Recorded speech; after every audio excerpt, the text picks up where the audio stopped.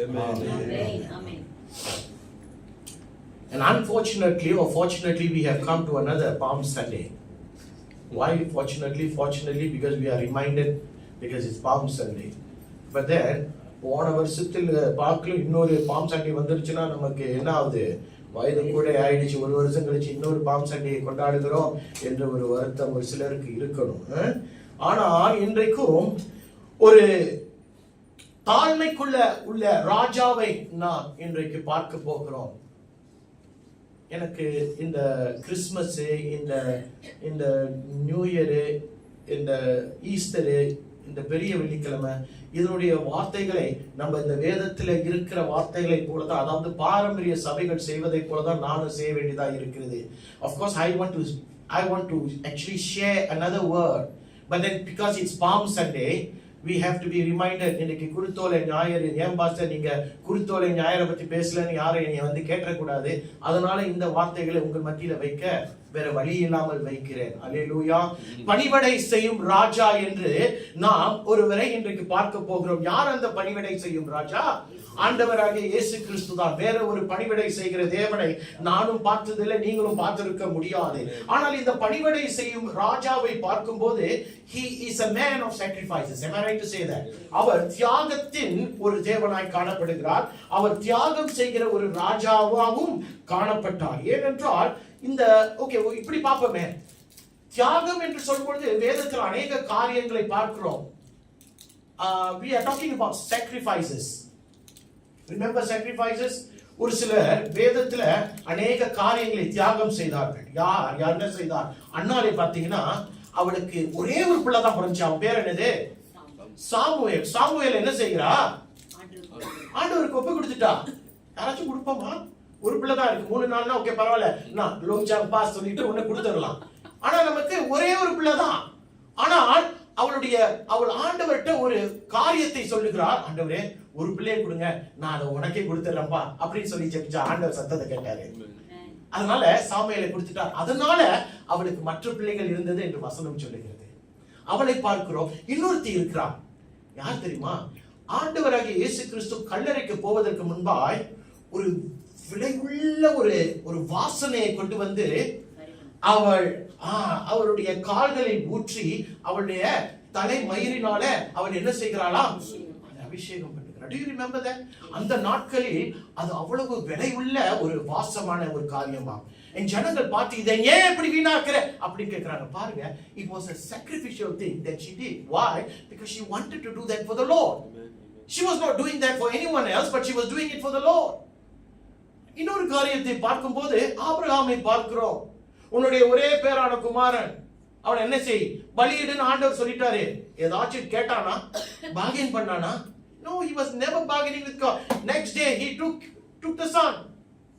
He went to offer Isaac.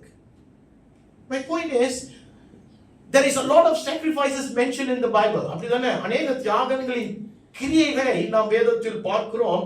ஆனால் இந்த நாளில் நாம் கொண்டாடுகிற இந்த குருத்தோலை ஞாயிறு, இதுவும் ஒரு தியாகத்தின் செயல்தான் என்று நான் சொல்லுகிறேன். It is a sacrificial thing. Why? ஆண்டவர் பவனி சென்றார். எங்க இருந்து எங்க போகிறார்? அவர் இருக்கிற இடத்திலிருந்து அவர் இப்ப எருசலேமுக்கு போகிறார். எருசலேமுக்கு எதற்காக போகிறார்? தம்மை ஒப்பு கொடுக்க போகிறார். அவர் ஒரு நாள் அந்த இடத்துல மரிக்க போகிறார் என்று யாருக்குமே தெரியாது, ஆனால் அவருக்கு தெரியும். He knew that he will be dying shortly. Maybe, let's be exact, I think it's about 7 days later, he is going to die. And it is a choice. Am I right to say that? அவர் போகலாமா, விடத்துக்கு போகலாமா வேண்டாமா என்ற முடிவு யார் கையில இருக்கு? அவர் கையில தான் இருக்கு. அவர் போக வேண்டாம்னு நினைச்சா அவர் போகாமல் இருந்திருக்கலாம். ஆனால் அவர் போகிறதுக்கு நோக்கம் என்ன, அதற்கு பின்பாய் என்ன விளைவு போகிறது என்பதை மற்றவர்கள் அறியவில்லை, ஆனால் அவர் அறிந்தார். But he went. And I say it's a sacrificial thing. What about you? அது அந்த பவனி சென்ற ஒரு காரியம், அது ஒரு தியாகத்தின் காரியம். எடுத்து படிப்போம். மத்திய 21 அதிகாரம் 1, 2, 3, 4, 5 படிக்க பார்ப்போம். அவர்கள் எருசலேமுக்கு சமீபமாய் சேர்ந்து ஒலிவமலைக்கு அருகான பெத்பகேயுக்கு வந்தபோது இயேசுவானவர் சீஷர்களில் 2 பேரை நோக்கி, உங்களுக்கு எதிரே இருக்கிற கிராமத்துக்கு போங்கள்.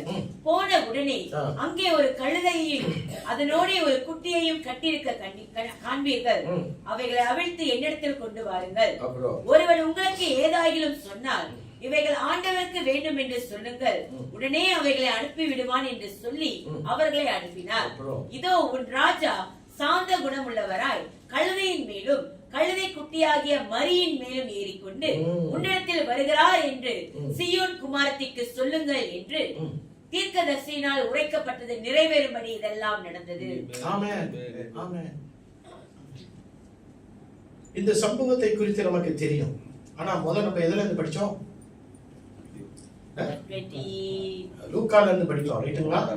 ஏனென்றால் இந்த இரண்டு சுவிசேஷத்துல தான் அவருடைய வருகை, அதாவது இந்த பவனி செல்லுகிறதை எழுதப்பட்டிருக்கிறது. ஆனால் மத்தியில பார்க்கும்போது ஒரு வித்தியாசமாய் இருக்கும். இந்த இடத்துல can I go to first verse again to second verse? He said you will find a donkey tied there with her coat. ஆனால் லூக்கால என்ன எழுதிருக்கு? கழுதை குட்டி மட்டும் தான் இருக்கும். பாத்தீங்களா?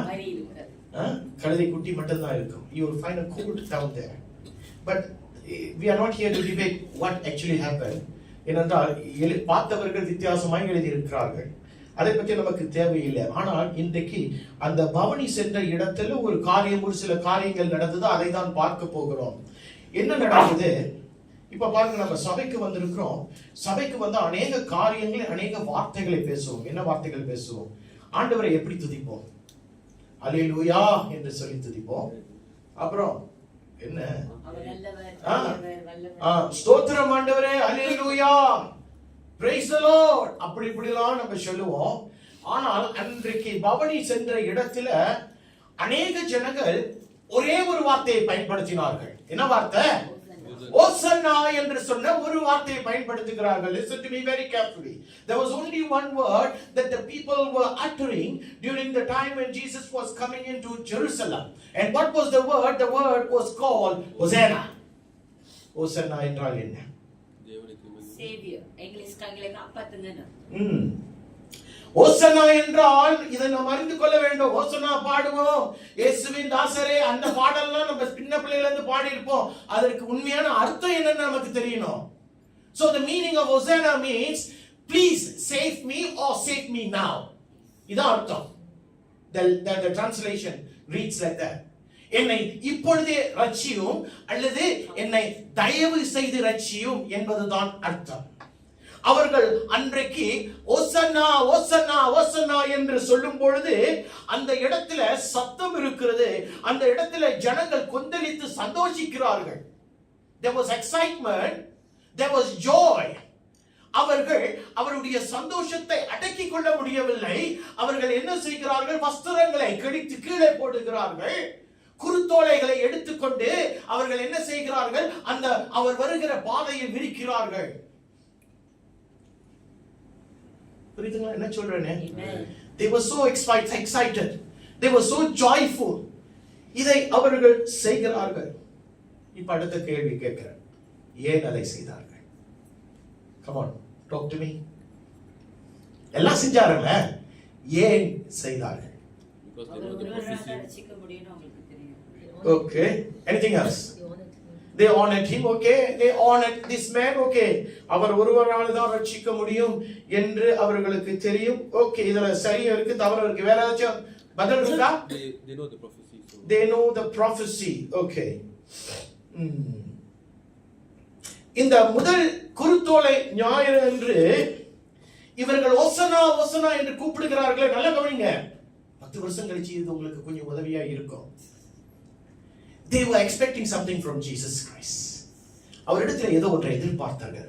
அவர் மேல ஏதோ ஒன்றை நம்பிக்கை வைத்தார்கள். They were hoping on him. அவர் ஏதோ ஒன்றை செய்ய போகிறார், செய்வார் என்ற ஒரு எதிர்பார்ப்புல அவரை கோலாகலமாய் வரவேற்றார்கள். They were rejoicing. They were bringing him in. They were celebrating his coming. And why were they doing it? Because they were expecting something from the Lord. They were hoping something from the Lord. வரவே உங்களுக்கு ஒரு சமயம் புரியாது என்ன எதுக்காக இதை செய்தார். ஆனால் அவர் வந்தது உண்மை, ஆனால் அவர்கள் எதிர்பார்ப்பதை செய்வதற்கு அவர் வரவில்லை. He came as a king. He sat on that donkey or the colt. That's fine. But they were hoping that Jesus will do something for them, but that was not the reason why Jesus came. அதற்காக அவர் வரவில்லை. எப்படி சொல்றீங்க? இதையும் திருப்பிக் கொள்வோம். ஜக்கரியா 9ஆம் அதிகாரம் 9வது வசனம் என்ன சொல்லுது? சீயோன் குமாரத்தியே மிகவும் களிக்கூறு, எருசலேம் குமாரத்தியே கம்பீரி, இதோ உன் ராஜா உன்னிடத்தில் வருகிறார். அவர் நீதி உள்ளவரும் ரட்சிக்கிறவரும் தாழ்மை உள்ளவரும் கழுதையின் மேலும் கழுதை குட்டியாகிய மரியின் மேலும் ஏறி வருகிறவருமாய் இருக்கிறார். இங்கே இந்த தீர்க்க தரிசனத்தை எழுதினவர் யாரு? யாருக்கு தெரியலையோ? ஜக்கரியா. ஜக்கரியா என்ன? ஜக்கரியா புத்தகத்துல இருந்து யார் எழுதினாலும் எனக்கே தெரியலன்னு சொன்னா என்ன அர்த்தம்? Zakariya. It was Zechariah who wrote this passage. ஆனால் there is another thing to it. Listen to me carefully. இதை 500 ஆண்டுகளுக்கு முன்பாய் ஜக்கரியா தீர்க்கதரிசி எழுதுகிறார். 500 years before Jesus came in onto Bethlehem on a colt or a donkey, this was written. 500 ஆண்டுகளுக்கு முன்பாய் it was written, meaning இது நடந்தே ஆக வேண்டும் என்று தீர்க்கம் உரைக்கப்பட்டது. ஏன் கழுதையின் மேல்? அன்றைக்கு ராஜாக்கள் நம்ம சொன்னதை போல ராஜாக்கள் யுத்தத்துக்கு போக வேண்டும் என்று சொன்னால் அவர்கள் குதிரையில தான் போவார்கள். ஆனால் அவர்கள் சமரசம் பேச வேண்டும் என்று சொன்னால் அவர்கள் கழுதையில் தான் போவார்கள். When they want to conquer, they want to go on a conquering mission, they will ride on a horse. But when they want to come on a peace mission, they will ride on a donkey. இப்ப ஆண்டவர் எதற்காக வந்திருக்கிறார்? நாம் அத சொன்னேன் அல்லவா, இவர்கள் வேறு ஒரு காரியத்தை ஆண்டவரிடத்தில் எதிர்பார்த்து கொண்டிருக்கிறார்கள். ஆண்டவரோ வேற ஒரு காரியத்துக்காக வந்திருக்கிறார். வசனம் நிறைவேறும் வண்ணமாய் இது நடக்கிறது. ஜனங்கள்கிட்ட அவர் ஒரு காரியத்தை சொல்ல விரும்புகிறார், சொல்லாமல் சொல்லுகிறார். புரியுதுங்களா? வார்த்தையினால சொல்லாமல் சொல்லுகிறார். எப்படி? தீர்க்க தரிசனம் நிறைவேற அவர் கழுதையில் வருகிறார். ராஜாக்கள் சமரச பேச எதில் வருவார்கள்? கழுதையில் வருவார்கள். அவர் இதோ கழுதையில் வந்து அவர்களிடத்துல ஒரு காரியத்தை சொல்லுகிறார். நான் தான் ராஜா, ஆனா நீ எதிர்பார்க்கிற ராஜா நான் அல்ல, நீ எதிர்பார்க்கிற ராஜா நான் இல்ல. நான் சொன்னேன் அவர்கள்ட்ட எதாச்சும் ஒண்ணு எதிர்பார்க்கிறாங்கன்னு. அவர்கள் ஆண்டவராகிய இயேசு அவர்களுக்கு ஒரு ராணுவ ரீதியில் ஒரு மாற்றத்தை கொண்டு வந்து இவர்களுடைய வாழ்க்கையை மாற்ற போகிறார் என்று சொல்லி அவரிடத்தில் எதிர்பார்த்தார்கள். They were expecting Jesus will show a show of force during this time, but the Lord did not come to show a show of force. He came to show humility. Amen. He came to show unconditional love. அவர் அதாவது மனிதனுடைய இயற்கைக்கு புரியாத, சிந்தைக்கு புரியாத அன்பை அவர்கள் மத்தியில வெளிப்படுத்த விரும்புகிறார். Why am I saying this? நான் சொன்னேன் அவர்களிடத்தில் ஏதோ ஒன்று எதிர்பார்த்தார்கள். இப்ப சொல்றேன் கேளுங்க. இயேசுவின் காலத்தில் யூதர்கள் யாருடைய கட்டுக்குள் இருந்தார்கள்? ரோமன்ஸ். ரோம ராஜ்யத்தின் கட்டுக்குள் சிறையிருக்கப்பட்டிருக்கிறவர்கள் தான் இந்த யூதர்கள். அந்த நேரத்தில் தான் ஆண்டவராகிய இயேசு பிறக்கிறார். இப்ப இவர்கள் சிறையிருப்பு என்று சொன்னால் it is not easy, it's a very difficult thing. அவர்கள் ரோமாபுரி அவர்களுடைய கட்டுக்குள் வேலைக்காரர்களை போல அடிமைகளாய் வாழ்ந்து கொண்டிருக்கிற அந்த காலகட்டங்களில் அவர்களுக்கு அந்த அடிமைத்தனம் வேண்டாம் என்று சொல்லி ஒரு மாற்றம் வரும் என்று சொல்லி காத்திருந்து இந்த நேரத்தில் ஆண்டவராகிய இயேசு கிறிஸ்து பிறந்தார். அவர் ஊழியத்தை செய்கிறார். அவர் ஊழியத்தின் காரியங்களில் அற்புதங்களை செய்கிறார். பரிசேயர்கள் யாரே?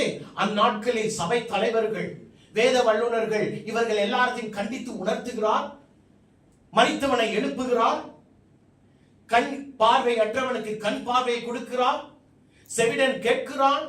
நடக்க முடியாதவன் நடக்கிறான். எல்லா அற்புதங்கள், அடையாளங்களை இதுவரை அவர்கள் கண்டதே இல்லை. அப்படிப்பட்டதை யார் செய்கிறார்?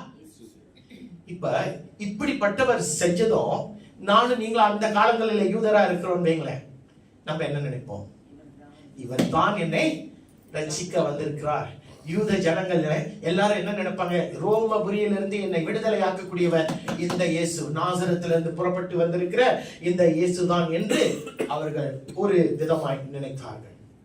இப்ப ஆண்டவர் அவர்கள் ரோம ராஜ்யத்தின் அடிமைத்தனத்திலிருந்து இவர்கள் விடுதலை ஆக வேண்டும் என்று அவர்கள் நினைத்துக் கொண்டிருக்க, ஆண்டவராகிய இயேசு அவர்களை அப்படிப்பட்ட அடிமைத்தனத்திலிருந்து விடுதலை ஆக்க வரவில்லை. மாறாக அவர்களுடைய பாவம் என்று சொல்லுகிற அந்த கட்டுகளில் இருந்து அவர்களை விடுதலையாக்க வந்தார். அதை இந்த ஜனங்கள் புரியாதபடிக்கு அவர்கள் என்ன செய்கிறார்கள்? ஐயா, ஓசன்னா. ஓசன்னா என்றால் என்ன? இன்றைய ரட்சியும், இப்பொழுதே தயவாய் ரட்சியும் என்பதுதான் ஓசன்னா. So that is what they were shouting. They were convinced that Jesus is going to set them free. அவர் வேற கூட்டம், திரளாய் கூட்டம் அவர்கள் பின்மாய் போகிறாரா, அவரும் கழுத மேல ஏறி வராரா, இவங்க என்ன நினைச்சிட்டாங்க? வந்துட்டாரா, இன்னைக்கு எங்களுக்கு விடுதலை என்று நினைத்தார். But the problem was Jesus came to set them free from their sin. அவருடைய பாவத்திலிருந்து கர்த்தர் அவர்களை விடுதலை கொடுக்க வந்தார். ஏனென்றால் அவர்கள் பாவத்தில் இருக்கிறார்கள் என்று முதலாவது அவர்களுக்கு தெரியவில்லை. அவர்களுடைய உறவு, ஆண்டவரோடு இருக்கிற உறவு துண்டிக்கப்பட்டு விட்டது என்று அவர்களுக்கு தெரியவில்லை. அவர்கள் ஆவிக்குரிய ஒரு மரணத்துக்கு நேராய் போகிறார்கள் என்று அவர்களுக்கு தெரியவில்லை. Because when you do not have God and you still think you have God, you are kind of what? Deceived. You are deceived. நீ ஏமாற்றப்படுகிறாய். உனக்குள்ள ஒரு தேவன் இருக்கிறார் என்று நினைத்துக் கொண்டு நீ வாழும் போது, ஆனால் அந்த தேவன் உண்மையாய் உனக்குள்ளே இல்லைன்னு சொல்லும் போது நீ ஒரு ஏமாற்றப்பட்ட வாழ்க்கை வாழ்ந்து கொண்டிருக்கிறாய். இப்ப யார் அப்படிப்பட்ட வாழ்க்கை வாழ்ந்து கொண்டிருக்கிறார்கள்? யூதர்கள். இதற்கு காரணம் என்ன தெரியுமா? இக்னரன்ஸ். தமிழ்ல என்னது? அறியாமை. அறியாமை. அறியாமை. அறியாமை என்னன்னு தெரியுங்களா? தேவன் இப்படிதான் நம்ம வாழணும்னு எதிர்பார்க்கும் போது, இல்ல இப்படியும் வாழ்ந்து விடலாம், கொஞ்சம் அட்ஜஸ்ட் பண்ணிக்கலாம், இதுதான் அறியாமை. ignorance. ignorance. You know what is the irony? இதனுடைய கொடுமை என்ன தெரியுமா? இந்த ஜனங்கள் ஓசன்னா ஓசன்னா என்று இதோ இந்த ராஜாவை, இந்த ஆண்டவராகிய இயேசு கிறிஸ்துவை வர வைத்தவர்கள் இன்னும் 7 நாள் கழித்து இதே சத்தம் போடுகிற ஜனங்கள் ஓசன்னா ஓசன்னா என்று சொல்லாதபடிக்கு அவரை சிலுவையில் அறையுங்கள், சிலுவையில் அறையுங்கள் என்று இதே கூட்டம் தான் சொன்னது. ஆனால் அவர்களுக்கு தெரியாது, ஆண்டவருக்கு தெரியும், இவர்களுக்கு தெரியலையே. இவங்க தான் 7 நாள் கழிச்சு சொல்ல போறாங்க. பாருங்க ஏன் இப்படி நடக்குதுன்னு சொன்னா, I want to point a very important thing to you. I would rather say this in English so that I would be more clearer. You see, when man does not see the divine expectations being met, they reject the source of that divine thing because they feel that the divine God has abandoned them. தமிழ்ல சொல்லணும்னா கொஞ்சம் கஷ்டம் தான். மனிதன் ஒரு தெய்வீக எதிர்பார்ப்போடு இருக்கிறான். அந்த தெய்வீக எதிர்பார்ப்பு அவனுக்கு செயல் பண்ணப்படுவதற்கு வராமல் இருக்கும் போது, அந்த தெய்வீக எதிர்பார்ப்பை சார்ந்து இருக்கிற அந்த தெய்வத்தை அவன் விட்டு விடுவான். எப்படி பாஸ்டர்? அவங்க தான் அற்புத அடையாளங்களை பார்த்தாங்களே, எப்படி விடுவான்? விட்டுட்டானே, யூதர்கள் விட்டானே. புரியுதுங்களா என்ன சொல்ல வரேனே? The thing is, they expected something from Jesus. Was it met? No, it was not met. So now they rejected the source of that expectation. Who was the source of that expectation? Jesus Christ. ஆண்டவராகிய இயேசு கிறிஸ்துவை புறக்கணிக்கிறார்கள். ஏனென்றால் என்னுடைய எதிர்பார்ப்புக்கு ஏற்ப நீ ஆண்டவராய் இல்ல, என்னுடைய எதிர்பார்ப்புக்கு ஏற்ப நீ ராஜாவாய் இல்ல, அதனால நீ எனக்கு வேணாம். ஆனா நான் தான் அற்புத அடையாளங்களை பார்த்துக்க, அப்ப எனக்கு வேணாம் அப்படின்னு சொல்லுகிறவர்கள் தான் யூதர்கள். எத்தனை பேருக்கு புரியுது நான் என்ன சொல்றேன்? புரியுதுங்களா? அவர் எனக்கு உதவி செய்வார் என்று நான் நினைத்துக் கொண்டிருக்கும் போது, ஆண்டவரே அப்பா ஸ்தோத்திரம் ஆண்டவரே என்று சொல்லுகிறோம். ஆனால் என்றைக்கு எனக்கு நான் எதிர்பார்க்கிற அற்புதம் எனக்கு நடக்கலையோ, நான் அவரை புறக்கணித்து விடுகிறேன். I reject God. That's what happened. ஆனால் அந்த கூட்டத்துல அநேகருக்கு 99% கூட நான் சொல்லுவேன், எல்லாருமே ஆண்டவராகிய இயேசு கிறிஸ்துவை அறிந்திருக்கிறார்கள். Meaning they have seen him do a miracle. They have seen him perform a wonder. அவர்கள் நடுவில் அவர் அற்புதங்களை செய்தார் என்று அவர்கள் பார்த்தார்கள். இப்ப அவர்கள் அந்த ஆண்டவராகிய இயேசு கிறிஸ்துவை, அதாவது அவரை தீர்க்கதரிசியாய் பார்த்தார்கள். அந்த தீர்க்கதரிசியை கொண்டாடுகிறார்கள். ஆனால் அற்புதங்களை பார்த்தார்கள், அதிசயங்களை பார்த்தார்கள், இதோ குருடன் பார்வை அடைகிறதை பார்த்தார்கள், மரித்தவன் எழும்புகிறதை பார்த்தார்கள். ஆனால் இவைகள் எல்லாவற்றையும் பார்த்து கூட, என் தேவன் நீ நான் எதிர்பார்க்கிறத நீ செய்யல பத்தியா, அதனால எனக்கு நீ வேணாம் என்று புறக்கணித்தார்கள். They wanted to follow Jesus for something that they wanted him to do, but he did not do it, and therefore they rejected him outright. They rejected him outright. So I want to ask you this today. I want to ask you this. Think before you answer me. Do you follow him for who he is, or do you follow him because you want to get your agenda across to him? For who he is. That's a question. ஏனென்றால் சில நேரங்களில, இதை நான் தமிழ்ல சொல்லணும்ல, நாம் இன்றைக்கு தேவனை பின்தொடர்கிறவர்களாய் இருக்கிறோம் என்று சொல்லும் பொழுது, அவர் தேவனாய் இருக்கிறார் என்பதன் நிமித்தம் அவரை பின்தொடர்கிறோமா, அல்லது அவர் என்னை ஆசீர்வதிப்பார் அதனால நாம் அவரை பின்தொடர்கிறோமா? It is a very thin line, my dear people. It's a very, very thin line. ஏனென்றால் இதை நாம் புரிந்து கொள்ளவில்லை என்று சொன்னால், அவர் ஆசீர்வதித்தார் அதனாலதான் நான் என்னுடைய அப்பா அம்மா அவரை பின்தொடர சொன்னாங்க, என் குடும்பத்துக்கு அவர் நன்மை செய்தார் அதனாலதான் இந்த தேவனை நான் ஆராதிக்கிறேன் என்று சொல்லக்கூடியவர்களாய் மாறுகிறோம். உண்மை நமக்கு தெரியாமல் இருக்கும் வரைக்கும் உண்மை என்ன?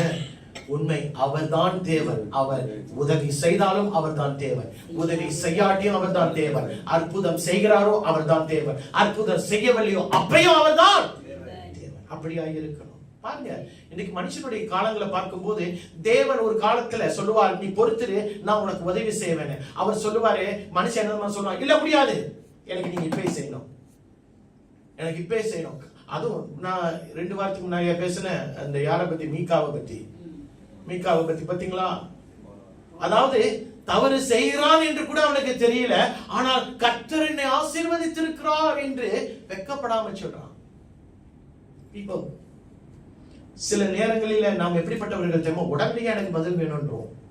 வேற என்ன, எனக்கு எளிதா ஏதாச்சும் ஒன்று செய்யுங்க ஆண்டவரேன்னு சொல்லுவோம். வேற என்ன சொல்லுவோம்? நம்ம சொல்லுவோம், நான் பார்க்கக்கூடிய வெற்றிகளை எனக்கு கொடுங்கன்னு சொல்லுவோம். We want to see victories in our lives which my eyes must see. I want solutions to my confusions, I want solutions to my questions, and I want it right now. And everything that I pray for, எதற்கு நான் ஜெபிக்கிறேனோ எனக்கு நீங்க உடனே பதில் கொடுக்கணும், புரியுதுங்களா அப்படின்னு சொல்ற மாதிரியே நம்ம இருக்கிறோம். சில நேரங்களில நாம் ஏன் சோர்ந்து போயிரும் தெரியுமா? அநேக ஜெபங்கள் ஏறெடுத்து நாம் சில நேரங்களில ஏன் சோர்ந்து போகிறோம்னா இதுதான் காரணம். ஏனென்றால் எல்லாவற்றையும் ஆண்டவர் இப்பே செய்யணும், இந்த விதத்துல செய்யணும். ஆண்டவருக்கு சில நேரங்கள் என்ன நம்ம சொல்லி கொடுப்போம், ஆண்டவரே என்ன நீங்க இப்படி ஆசீர்வதிச்சா கொஞ்சம் நல்லா இருக்குமே அப்படின்னு அவருக்கு நம்ம சொல்லி கொடுப்போம். ஆனா தேவனுடைய பிளான் என்ன தெரியுமா? அவர் வந்த நோக்கம் என்ன தெரியுமா? அவருடைய குணாதிசயம் என்ன தெரியுமா? எல்லாவற்றையும் என்ன சொல்றாரு தெரியுமா? அநேக நேரங்கள காத்திருந்தா சொல்றாரு. அவர் அநேக நேரங்களை சொல்றாரு காத்திருன்றாரு. அநேக நேரங்களில உனக்கு உடனே ஆசீர்வாதத்தை கொடுக்க மாட்டாரு. ஒரு பாடுகளுக்குள்ள உன்னை அனுப்புகிறார், ஒரு பள்ளத்தாக்குக்குள்ள அனுப்புகிறார். எனக்கு ஒரு மாற்றம் எனக்கு வெளிப்படையா கொடுங்கன்னு சொல்லும்போது அந்த மாற்றத்தை அமைதியா கொடுப்பார்.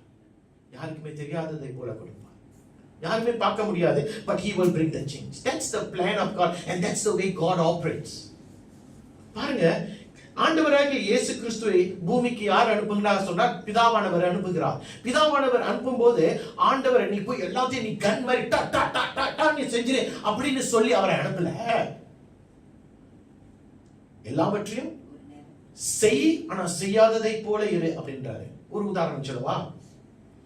அவர்கள் பரிசேயர்களும் சதுசேயர்களும் வேத வல்லுநர்களும் வந்து கேட்கிறாங்க, என்கிட்ட சொல்லி நீதான் தேவகுமாரனா? சொல்லலாம் தானே, நம்ம சொல்லலாம் தானே? சொல்ல மாட்டாரு. எனக்கு ஒரு அடையாளத்தை கூட. ஆண்டவர் அவ்வளவு அற்புதம் செஞ்சாரு, அற்புதம் செஞ்சிருக்கலாம்ல, செஞ்சு இப்ப அவங்களுக்கு தெரிஞ்சிருக்கலாம், ஆனா செய்யலையே. அவர் சொல்றாரு, நான் இப்ப உனக்கு ஒரு காரியத்தை சொல்றேன். என்ன சொல்றாரு? யோவானுடைய ஞானஸ்தானம் தேவன் இடத்துல இருந்து வந்துச்சா மனுஷன் இடத்துல இருந்து வந்துச்சான்னு கேட்கிறாரு. அவனுக்கு தலையை சொல்லிடுறானுங்க. ஏன் டைரக்டா சொல்லியிருக்கலாமே, நான் தான் பரலோகத்திலிருந்து வந்த தேவகுமார் சொல்லலையே. ஏனென்றால் அவர் அப்படியதுமாய் அனுப்பப்பட்டவர். He was following what was the God's plan for him on earth, and he was just following it. எல்லாவற்றையும் எளிதாய் செய்திருப்பார்கள் என்று சொன்னா இன்னைக்கு நரகம் கோசமா இருக்கும், பரலோகம் நிரம்பி இருக்கும். ஆனால் அவரை உண்மையாய் தேடுகிறவர்கள் சில நேரங்களில நன்மையான காரியங்களுக்கு எப்படி காத்திருக்கிறோமோ அதே போல தேவனுடைய நன்மையின் கிரியைகளுக்கு நம்ம என்ன செய்யணும்? காத்துதான் இருக்கணும். பிரியமானவர்களே, இந்த பவனி வந்தார் ஆண்டவராகிய இயேசு கிறிஸ்து. எல்லாருமே என்ன நினைச்சாங்க? ஒரு மாற்றம் வரும் என்று நினைத்தார்கள். அதனாலதான் அவரை கொண்டாடினார்கள். No one knew that the journey to Jerusalem was not going to end well. No one knew that the journey to Jerusalem was going to bring Jesus to the cross. Anybody knew? No one knew that. Not even the disciples. அப்போஸ்தலர்கள் சீஷர்கள் யாருக்குமே தெரியாது. தன் மார்பில் சாய்ந்திருந்த யோவானுக்கு கூட அவர் வெளிப்படுத்தவே இல்லை. It was a secret between him and his God. அவருக்கு தெரியும், அவர் எருசலேமுக்கு போகும்போது அவர் மரிக்கத்தான் போகிறார் என்று அவருக்கு தெரியும். இனிய பொறுத்த வரைக்கும் this journey was not something to celebrate, but this journey was something to ponder about, to think about. இதை யோசிக்க வைக்கக்கூடிய ஒரு மீனிங்ஃபுல் ஜர்னி. ஏனென்றால் கர்த்தரை அறிந்தவர்கள், அவரை அனுபவித்தவர்கள், அவரிடத்திலிருந்து அற்புதங்களையும் அடையாளங்களையும் பெற்றவர்கள், அவரை கொண்டாடினவர்கள் உண்மையாகவே அவரை தெரியாதவர்களாக இருந்தார்கள். The people who celebrated him, who experienced him, who received miracles from him, did not know him. நான் தினமும் சொல்லுவேன், it is one thing to know God, it is one thing to know about God. Or put it the other way around, it is one thing to know about God, it is one thing to know, another thing to know God. கர்த்தரை எனக்கு தெரியும் சொல்லுவது ஒரு காரியம், கர்த்தரை பற்றி எனக்கு தெரியும் என்று சொல்லுவது இன்னொரு காரியம். இன்னைக்கு அநேகருக்கு கர்த்தரை பற்றி தான் தெரியும், கர்த்தரை தெரியாது. ஏனென்றால் அன்றைக்கு அந்த யூத ஜனங்களுக்கு இதோ பவனி வந்த ராஜாவை அவர்கள் அறியவில்லை. ஆனால் இவர் ராஜா தானே, சகரியா 9:9 அப்படித்தானே சொல்லுது. இவர் கழுதையின் மேலும் கழுதை குட்டியின் மேலும் ஏறி வருகிற ஒரு ராஜா என்று சொல்லுகிறார். மத்தேயு 2:2 என்ன சொல்லுது? Matthew 2:2 what it says, யூதருக்கு ராஜாவாக பிறந்தவர் எங்கே என்று யார் கேட்கிறார்? என்ன வேதம் தெரியலையோ? யார் கேட்கிறா? மத்தேயு 2வது அதிகாரத்துல என்ன இருக்கு? ஞான சாஸ்திரிகள். Oh my goodness. மத்தேயு 2:2 ஞான சாஸ்திரிகள் கேட்கிறார்கள், யூதருக்கு பிறந்த ராஜா எங்கே என்று கேட்கிறார்கள். லூக்கா 1ஆம் அதிகாரம் 32 காபிரியல் தேவதூதன் இப்படியாய் சொல்லுகிறார், அவர் பெரியவருமாயிருப்பார், உன்னதமானவராயிருப்பார், குமாரன் என்னப்படுவார், கர்த்தராகிய தேவன் அவருக்கு பிதாவாகிய தாவீதின் சிங்காசனத்தை அவருக்கு கொடுப்பார். சிங்காசனத்தில் யார் உட்கார்ந்திருப்பா? ராஜாக்கள் தான் உட்கார்ந்திருப்பார்கள். எரேமியா 23:5 வசனம் இப்படியாய் சொல்லுகிறது, இதோ நாட்கள் வரும் என்று கர்த்தர் சொல்லுகிறார், அப்பொழுது தாவீதுக்கு ஒரு நீதியுள்ள கிளையை எழும்ப பண்ணுவேன், அவர் ராஜாவாய் இருந்து ஞானமாய் ராஜரீகம் பண்ணி பூமியிலே நியாயத்தையும் நீதியும் நடப்பிப்பார். Whatever that was mentioned about Jesus Christ was coming to pass and has come to pass. ஒவ்வொரு தீர்க்க தரிசனம் ஆண்டவராகிய இயேசு கிறிஸ்துவை குறித்து சொல்லப்பட்ட தீர்க்க தரிசனம் நிறைவேறியது. இப்ப இந்த ராஜா இதோ வருகிறார், கழுதையின் மேலும் கழுதை குட்டியின் மேலும் ஏறி வருகிறார் என்று சொல்லுகிற தீர்க்க தரிசனம் மட்டும் எப்படி நிறைவேறாமல் இருக்கும்? If every prophecy about Jesus Christ has come to pass, how can this not come to pass? It wouldn't make sense. ஆனால் இந்த ராஜா மற்ற ராஜாக்களை போல இல்லை. இந்த ராஜா எப்படி சொல்லுவாங்கன்னா, நான் வேற மாதிரியான ராஜா.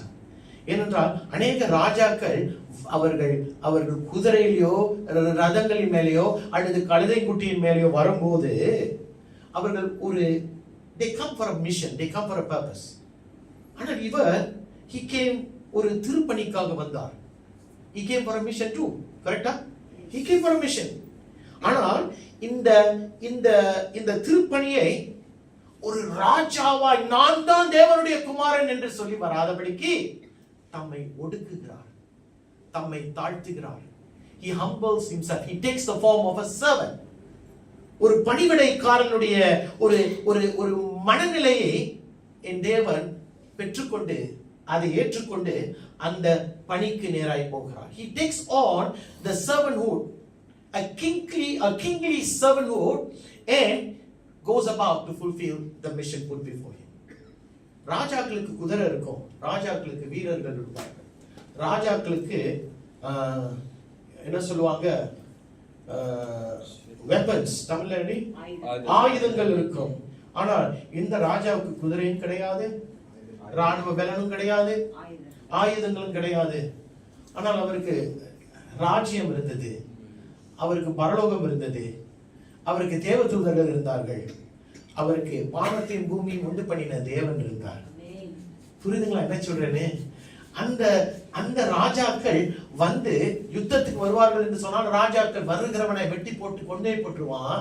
ஆனால் இந்த ராஜா வந்து யாருமே அழிந்து போகாதபடிக்கு நான் என் ஜீவனை கொடுக்கிறேன் என்று சொல்லி அவர் தம்மையை அர்ப்பணித்து நம்மை மீட்டுக் கொள்கிறவராக இருக்கிறார். அல்லேலூயா, அல்லேலூயா. ஓசன்னா என்று சொன்னால் என்ன?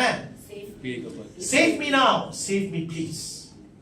என்னை இப்பொழுது ரட்சியும், தயவு செய்து ரட்சியும் என்பது இந்த சத்தத்தை கேட்கும்போது இது எதை குறிக்கிறது? It is a sound of a desperate person calling out for help. Correct? A desperate person, அதாவது நெருக்கப்படுகிறவன், துடித்து கொண்டிருக்கிறவனுடைய கூக்குரல் தான் இது. ஓசன்னா, ஓசன்னா, ஓசன்னா அப்படி என்று சொல்வது. என்னை ரட்சியும் என்று கேட்கும் போது இந்த இடத்துல இருந்து எனக்கு ஒரு உதவி வேண்டும் என்று கேட்கிறார்கள். ஆனால் அவர்களுக்கு தெரியல, அவர்களுக்கு உதவி எந்த இடத்துல வேணும்னு சொன்னா அவர்கள் மத்தியில ஒரு மாற்றத்தை கொண்டு வருவதற்கு தான் அந்த உதவி தேவைப்படுகிறது.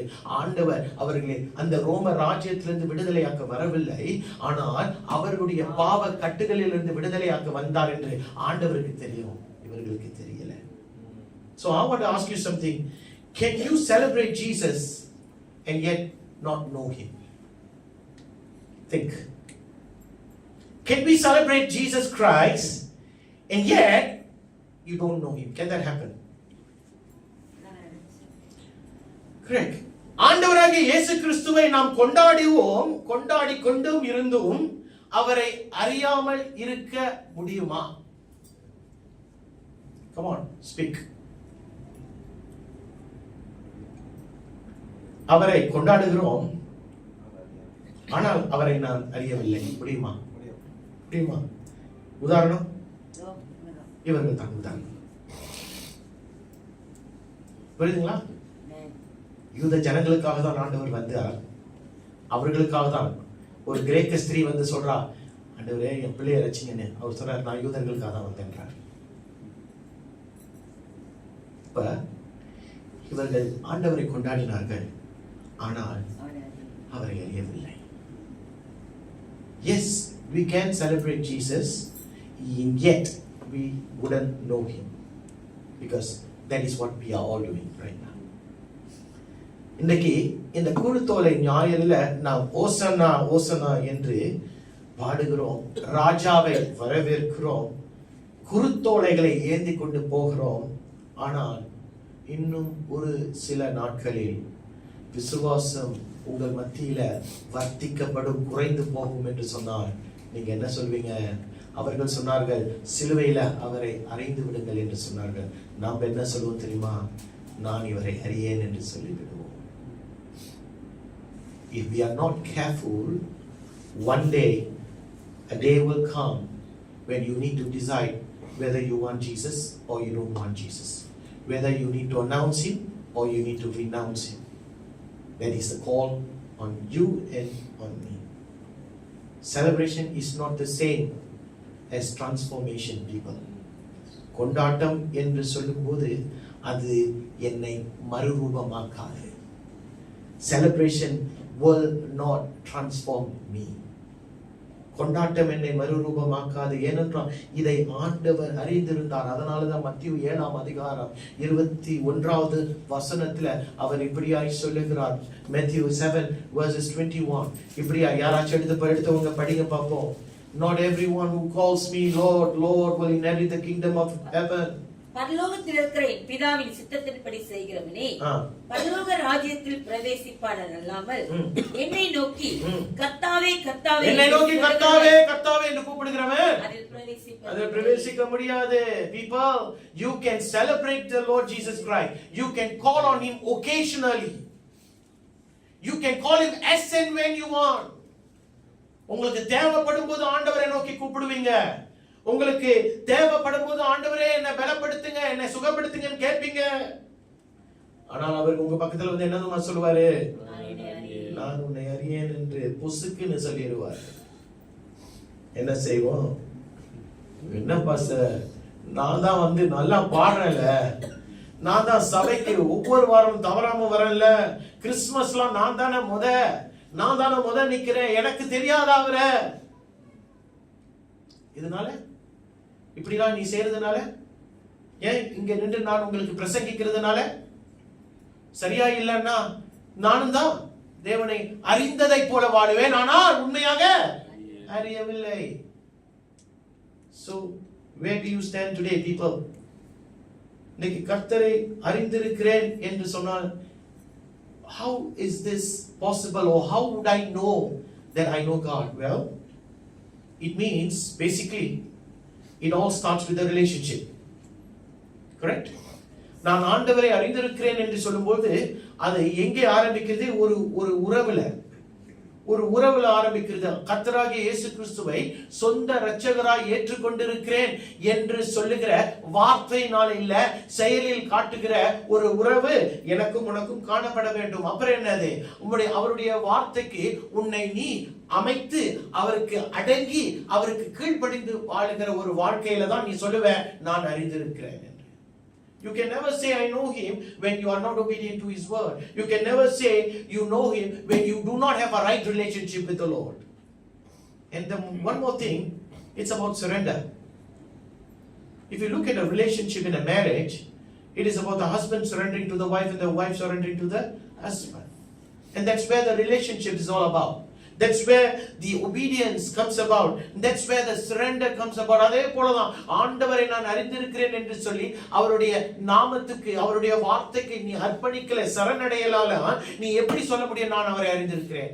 அப்படி என்றால், am I right to say that you don't know God but you only know about God? Am I right to say that? Yes. Because many of us today only know about God, don't know God. பிலிப்பியர் 3:10 பவுல் பிலிப்பியருக்கு இப்படியாய் சொல்லுகிறார். எப்படி சொல்லுகிறார்? திருப்பி கொள்ளுங்களேன். பிலிப்பியர் 3:10. Philippians 3:10. இப்படி நான் அவரையும் அவருடைய உயிர்த்தெழுதலின் வல்லமையும் அவருடைய பாடுகளின் ஐக்கியத்தையும் அறிகிறதுக்கும் அவருடைய மரணத்துக்கொப்பான மரணத்துக்குள்ளாகி எப்படியாயினும் நான் மரித்தோரிலிருந்து உயிரோடு எழுந்திருப்பதற்கு தகுதியாகும்படிக்கும் போதும். I want to know Christ. That's what Paul says. It's not about thinking that you know Christ. You need to know Christ today. I want to know Christ. Yes, to know the power of his resurrection and to participate in his sufferings. That is how you will say I know Christ. அப்படிதான் நம்ம சொல்ல முடியும் நான் தேவனை அறிந்திருக்கிறேன். சும்மா மேலோட்டமான ஒரு கிறிஸ்தவம் இல்லையா? இல்ல. இன்னைக்கு நானும் நீங்களும் அப்படியே மேலோட்டமான ஒரு கிறிஸ்தவ வாழ்க்கை வாழ்றேன்னா நான் சொல்றேன் வா நீங்க என்ன செய்றீங்கன்னு யோசிக்கிறேன். கரெக்டா வருமா? ஒரு ஏமாற்றப்பட்ட வாழ்க்கை. நான் படம் காட்டுறீங்கன்னு சொல்லலாம்னு நினைச்சேன். ஆனா நீங்கள் உங்களையே ஏமாற்றுகிற ஒரு வாழ்க்கை நீங்க வாழ்ந்து கொண்டிருக்கீங்க.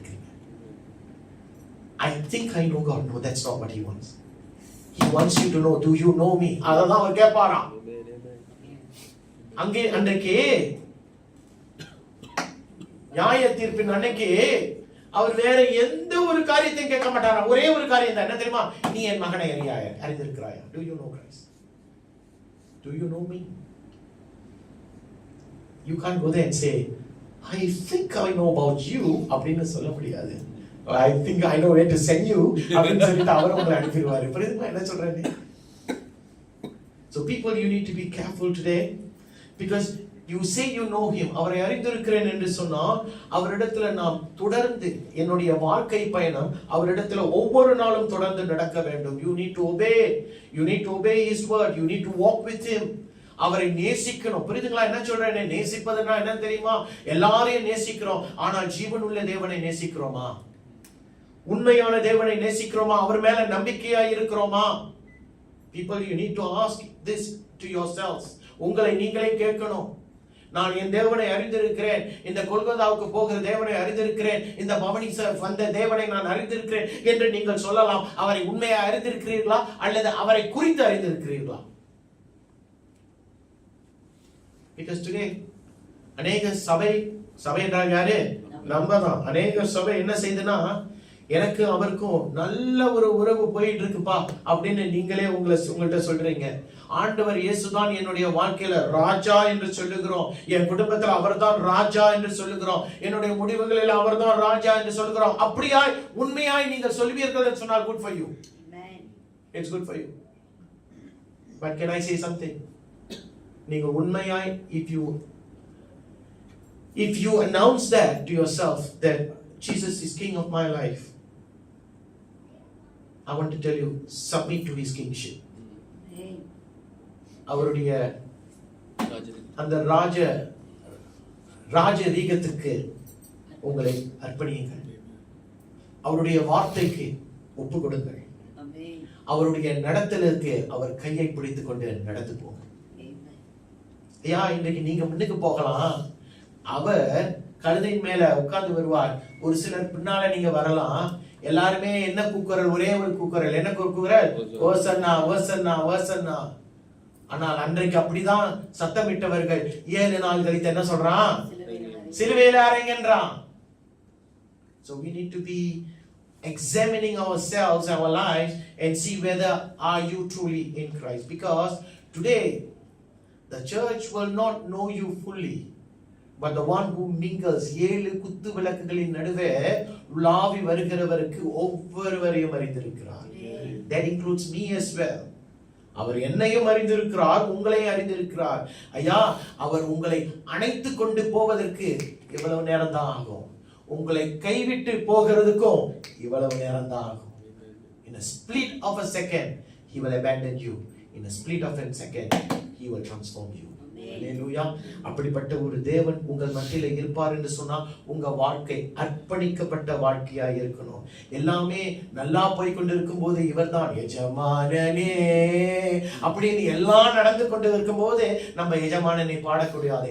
எல்லாமே நல்லா நடக்கலையா, பலவீனம் வருதா, வியாதி படுக்கை வருதா, எஜமானனே என் இயேசு ராஜனே அப்படின்னு அந்த நேரத்துல சொல்லணும். யாரை போல? யோபுவை போல. அப்பதான் ஆண்டவர் உன் விசுவாசத்துக்கு ஏற்ப உனக்கு பலனை கொடுப்பார். உன் விசுவாசத்துக்கு ஏற்ப. Because everything goes well, we would like, oh, Jesus is my Lord, he is my God அப்படின்னு சொல்லுவோம். But all things, if it doesn't go well, that is the time when Jesus wants to ask and hear you say Jesus is Lord. Amen. That's the time he wants to ask you, will you still treat me as your God? Will you still call on me as your king? அந்த நேரத்துல தான் நாம் கேட்கணும். Because ஆண்டவருக்கு ஒரு காரியம் நம்மை பற்றி தெரியும். திருப்பிக் கொள்ளுங்க. லூக்கா 18ஆம் அதிகாரம் 8வது வசனம். லூக்கா 18:8. Luke 18 verse 8. It says like this. சீக்கிரத்திலே அவர்களுக்கு நியாயம் செய்வார் என்று உங்களுக்கு சொல்லுவேன், ஆகிலும் மனுஷகுமாரன் வரும்போது பூமியில விசுவாசத்தை காண்பாரோ என்றார். I tell you, he will see that they get justice and quickly he will get the justice. But however, when the Son of Man comes, will he find faith on the earth? Wow. People, this is a very frightening statement of the Lord Jesus Christ. இது எனக்கும் உங்களுக்கும் ஒரு பயத்தை கொடுக்கக்கூடிய ஒரு வார்த்தை. அவர் சொல்லுகிறார், ஒரு நாள் மனுஷகுமாரன் தம்மை குறித்து சொல்றாரு, ஒரு நாள் நான் வருவேன், வரும்போது இந்த பூமியில எதை பார்க்கணும்? விசுவாசத்தை பார்க்கணும். அந்த விசுவாசத்தை பார்ப்பேனா? அவரே ஒரு கேள்வியை கேட்டுக்கிறார். He's asking a question, will I find faith when I come back? He is not going to come back as a savior. How many of you know that? Yes. அவர் உன்னை மறுபடியும் ரட்சிக்க வரப்போகிறது கிடையாது. இப்ப வரும்போது நியாயாதிபதியாய் வருகிறார். He comes as a judge. And what is the role of a judge? The judge. Just a judge. He is not. Can I give you a chance? சில நேரங்களில் சில ஜட்ஜஸ் சொல்லுவான், ஆனா அவன் கோர்ட்ல உட்கார்ந்து இருக்கும் போது அவனுக்கு முன்பாய் ஒரு செக்ஷன் இருக்கு பாத்தீங்களா? இப்ப அவனுக்கு ஒரு செக்ஷன் படி ஒருத்தரை குற்றப்படுத்துகிறார்கள், அவன் அந்த செக்ஷன் படி தான் அவனுக்கு மினிமம் கொடுக்க முடியும். He has the authority to give him the maximum, he has the authority to give him the minimum. But he cannot say, never mind, you walk out free. He cannot say that unless he tells the prosecutor, change the section. அந்த அவனுக்கு குற்றம் சாட்டப்பட்ட அந்த சட்டத்தை மாற்றினாலே தான் அந்த நியாயாதிபதி என்ன சொல்ல முடியும்? ஓகே, நீ போப்பா, உனக்கு நான் ஒண்ணுமே செய்ய மாட்டேன். இல்ல, உனக்கு கொடுக்கப்பட்ட அந்த குற்றச்சாட்டுக்கு ஏற்ற அந்த செக்ஷன் படிதான் அந்த நியாயாதிபதி அவனுக்கு நியாயம் விசாரிக்க முடியும். அதே போலதான் ஆண்டவர். அன்றைக்கு ஒரே ஒரு செக்ஷன் தான். என்ன செக்ஷன் தெரியுமா? ஆண்டவராகிய இயேசு கிறிஸ்துவை தெரியுமா? அந்த ஒரு செக்ஷன்ல தான் எல்லாருக்குமே ஜட்ஜ்மென்ட். எனக்கு தெரியும், நானும் சொந்த ரட்சகராய் 30 வருஷத்துக்கு முன்னாலே ஆண்டவரை ஏற்றுக்கொண்டேன். இன்னைக்கு 30 வருஷம் கழிச்சு நீ ஆண்டவருக்காக நிற்கிறாயா? 30 வருஷத்துக்கு முன்னாலே நீ ஆண்டவரை ஏற்றுக்கொண்ட, ரைட் தான். இப்ப 30 வருஷம் கழிச்சு எங்க நிக்கிற? உனக்கு ஆண்டவரை தெரியும், ஆண்டவருக்கு உன்னை தெரியுமா? அவன் தான் என் மகன் அப்படின்னு சொல்லுவாரா? அவதான் என்னுடைய மகன் ஆண்டவர் சொல்லுவாரா? உன்னையும் என்னையும் பார்த்து சொல்லுவாரா? அவர் வரும்போது விசுவாசத்தை காண்பேனோ என்று கேட்கும் போது இது என்னையும் உன்னையும் சிந்திக்க வைக்கக்கூடிய ஒரு கேள்வி. ஏனென்றால் நான் அன்றைக்கு அந்த வர்ஷிப் செமினார்ல நான் ஒரு காரியத்தை குறித்து பேசினேன். அவருடைய வருகையின் போது என்ன நடக்கும் என்று சுருக்கமாய் ஒரு காரியத்தை பேசினேன். அன்றைக்கு அவர் வரும்போது, அதாவது மத்திய 24வது வசனத்துல சொன்னதை போல, அதிகாரத்தில் சொன்னதை போல, பாவத்தின் பெருக்கத்தினால அன்பு எப்படி இருக்குமா? குன்றி போய் கிடக்குமா? Because of the increase of wickedness, the love of many will grow cold. That's what the Bible says. So, இன்றைக்கு உண்மையாக கர்த்தரை தேடுகிறவனுக்கே கர்த்தரை தேடுவதில் எவ்வளவு கஷ்டப்படுறான் தெரியுமா? எவ்வளவு கஷ்டப்படுறான் தெரியுமா? எவ்வளவு கஷ்டம் அவனுக்கு, பாடு, அவனுக்கு எதிர்ப்பு. ஐயா, ஆண்டவர் தானே அழைச்சாரு, அப்ப அவர் தானே பார்த்துக்கணும். இப்ப ஆண்டவர் அழைச்சாருன்னா அவர் பார்த்துக்கணும்னு சொன்னா அவர் பார்த்துக்கணும். அப்ப ஏன் அவன் பாடுகளுக்குள்ள கடந்து போறான்? அவன் ஏன் கல்லெறிஞ்சு கொல்லப்படுறான்? அவனை ஏன் சபையின் நடுவில் அடிச்சு போடுறாங்க? ஏன் ஆண்டவர் சும்மா இருக்கிறாரு? ஏனென்றால் ஆண்டவருடைய திட்டத்துல பாடுகளும் இருக்குன்னு அவர்கிட்ட சொல்லல. நான் நம்ம தெரிஞ்சுக்கணுமே. இன்றைக்கு ஒரு கிறிஸ்தவன் கூட உபத்திரவமே கடந்து போகலன்னு சொன்னா உன்னுடைய கிறிஸ்தவத்துக்கு ஒரு கேள்விக்குறி இருக்கு. நம்முடைய தேசத்துல பரவாயில்ல, ஆண்டவருக்கு நன்றி சொல்லுகிறோம். நமக்கு ஆண்டவர் ஒரு கிருபையினால நல்ல ஒரு தேசத்தை கொடுத்திருக்கிறார், விடுதலையோடு அவரை ஆராதிக்க கொடுத்திருக்கிறார். ஆனால் ஒரு காலம் வரும், சிங்கப்பூருக்கு வராது அப்படின்னு சொல்லாதீங்க. ஒரு காலம் வரும், ஒரு காலம் வரும். அன்றைக்கு there will be two questions. You want to announce Jesus Christ or you want to renounce Jesus Christ? உங்களிடத்துல கேட்பாங்க, நீங்க உயிரோடு இருந்தா. 1 2 கொஞ்சம் அவுட்டு தான், 1 2 இருக்காது. ஓகே, மற்றவங்களா நிக்கிறவங்களாம் அந்த கேள்விக்கு நம்ம பதில் சொல்லிதான் ஆகணும். என்ன சொல்றது? அல்லேலூயா. ஆண்டவர் அன்றைக்கு பவனி வந்தார். அவர் ஒரு ராஜரீக ஒரு யூத ஜனங்களை கொன்று போட்டு நான் யூத ஜனங்களுக்கு ராஜாவாய் இருக்கிறேன் என்று சொல்ல வரவில்லை. அவர் அன்றைக்கு பாவத்தை உணர்த்துவதற்கு வந்தார். இன்றைக்கும் பாவத்தை உணர்த்தி கொண்டுதான் இருக்கிறார். எப்படி? அவர் பரிசுத்த ஆவியானவரை நம் மத்தியில் அனுபவித்திருக்கிறார். எத்தனை பேருக்கு தெரியும், ஒரு நாள் பரிசுத்த ஆவியானவர் நம்மிடத்திலிருந்து எடுத்துக்கொள்ளப்படுவார். அன்றைக்கு உண்மை எது, சரி எது, தவறு எது ஒண்ணுமே தெரியும். அதை திருப்பிக் கொள்ளுங்க. மார்க்கு 10ஆம் அதிகாரம் 45வது வசனம் சொல்லி முடிக்கிறேன். மார்க் chapter 10 verse 45 என்ன சொல்லுது? அப்படியே மனுஷகுமாரனும் ஊழியம் கொள்ளும்படி வராமல் ஊழியம் செய்யவும் அநேகரை மீட்கும் பொருளாக தம்முடைய ஜீவனை கொடுக்கவும் வந்தார். For even the Son of Man did not come to be served, but to serve. He did not come to be served, but he came to serve and to give his life. அதாவது ஆண்டவர் இந்த இடத்துல நமக்கு ஒரு காரியத்தை காட்டுகிறார், அவருடைய குணாதிசயத்தை காட்டுகிறார். He shows his characteristic. He shows his character, and one of the character is that humility that he reveals. அவர் சொல்லுகிறார், I am the Son of Man, I am the Son of God, and I need to be served. ஏனென்றால் ஒரு நாள் அவரை நாம் சேவிப்போம். ஆனால் பூலோகத்தில் வந்திருக்கிற வரைக்கும் அவர் சொல்றாரு, நான் சேவை செய்ய வரவில்லை, சேவிக்க நான் வரவில்லை, சேவை செய்ய தான் வந்தேன் என்று சொல்லுகிறதை பார்க்கிறோம். And there is a catch here, people. If the Son of God can humble himself to the very brim of humility, what about you and me? அவரே தம்மை ஒரு தாழ்மை, ஒரு ஏழையின் ஒரு ரூபத்துக்கு தம்மை அடக்கி தாழ்த்தி நிற்கும் போது நானும் நீங்களும் எப்படி இருக்க வேண்டும்? இந்த குருத்தோலை ஞாயிறுல ஒரே ஒரு காரியத்தை உங்கள் முன்பாய் வைக்கிறேன். he was a royalty. The Lord Jesus Christ was royalty. Why? Who is a royalty? A king is a royalty, correct? அவர் ராஜாவா இருக்கிறதுனால அவர் ராஜரீகத்துக்குரியவர். ஆனால் அவரிடத்துல தாழ்மை இருந்ததை பார்க்கிறோம்.